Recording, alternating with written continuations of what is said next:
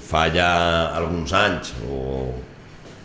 farà ja alguns anys, un dia parlant amb Enrique Brotons jo li vaig dir que ens faria molt de goig que Ontinyent poguera ser un referent també en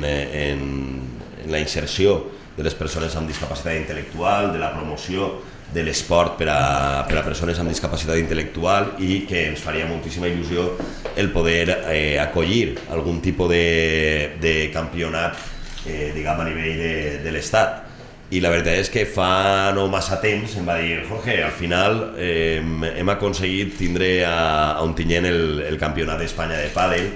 i jo vaig pensar que era una oportunitat molt bona per a moltes coses. Per una banda, per a mostrar-se com el que som, com una ciutat acollidora, com una ciutat amb capacitat de fer sentir a tot el món igual, amb independència d'on vinga, de com siga o de què discapacitats puga tindre, perquè al cap i a la fi tots tenim alguna que altra discapacitat. I per altra banda,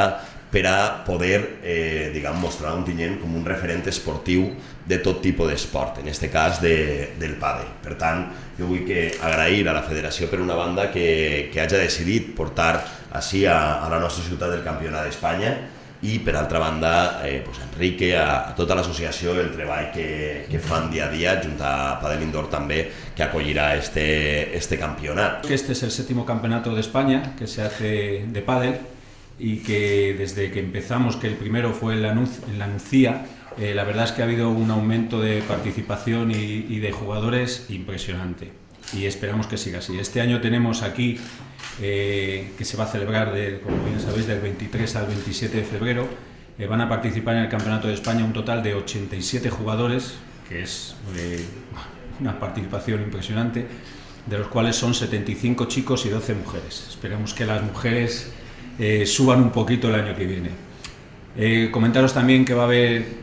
13 clubes de toda España, y de la Comunidad Valenciana tenemos el Club Alter, el Club que no se me olvide, Units, el Club Cepival y el Club Escuela de Tenis Taula Ontinyent. Y nada más, el campeonato se va a celebrar en las 3 categorías que tiene la federación, que es el nivel de competición, que es el nivel más alto, la categoría de adaptada, que es un nivel intermedio, y la categoría de habilidades deportivas, que es el nivel más bajito. Agrair a la federació per comptar amb nosaltres, a l'Ajuntament per tot l'apoyo, a Cepival, al Padel Indoor Ontinyent, a Rafa Q per fer el càrtel tan bonico, i dir-vos que estem il·lusionats i que esperem que isca tot com Déu mana, que és el que anem a fer. Així que jo sols em queda convidar a tot el món des del dia 23 al dia 27 de febrer a participar d'este gran event, a gaudir i a acompanyar a totes les persones que van estar allí practicant el seu esport.